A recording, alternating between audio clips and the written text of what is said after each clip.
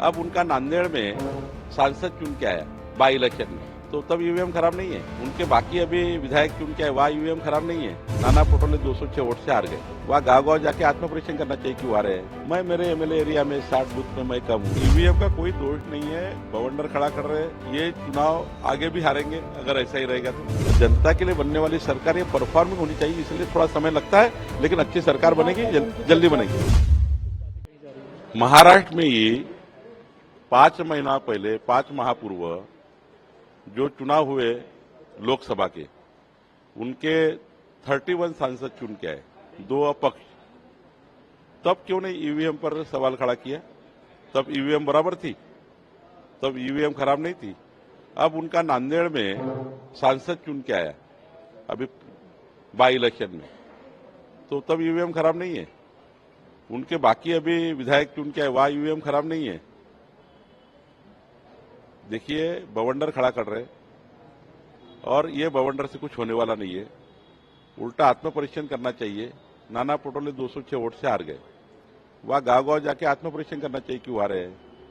मैं मेरे MLA area में 60 बूथ में मैं कम हूँ।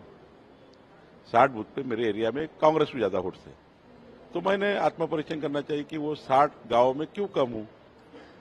मैं ईवीएम को बोलूं कि वहां कम क्यों दिया मुझे और बाकी जगह ज्यादा क्यों दिया है।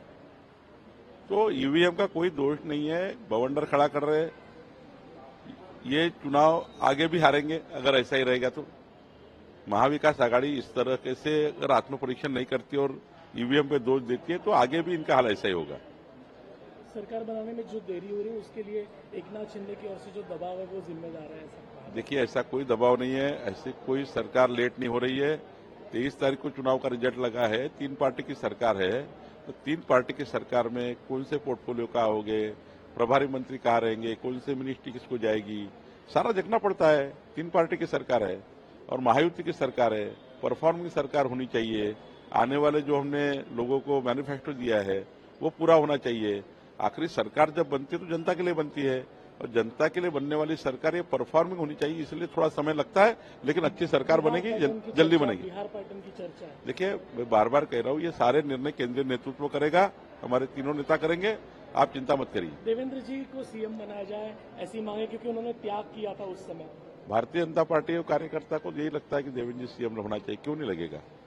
और एकनाथ जी की तरफ उनके कार्यकर्ता को लगता है, अजीत दादा की तरफ उनके कार्यकर्ता को लगता है, लेकिन निर्णय सामूहिक होता है। सामूहिक निर्णय जल्दी होगा, अच्छा होगा और महाराष्ट्र में बहुत मजबूत सरकार बनेगी। एक अंतिम सवाल, कई नारे गढ़े जा रहे हैं, एकनाथ है तो सेफ है, नया नारा दबाव के तौर पर भी देखा जा रहा है। देखिए, सारा ठीक है, अपने अपने कार्यकर्ताओं को, अपनी अपनी नेता को आगे लेके जाने का ये मन में भावना होती है, सबकी भावनाएं होती है। वो भावना का सब लोग अपना अपना कहते हैं, लेकिन निर्णय अंतिम जो होता है तो सब मिला के होता है।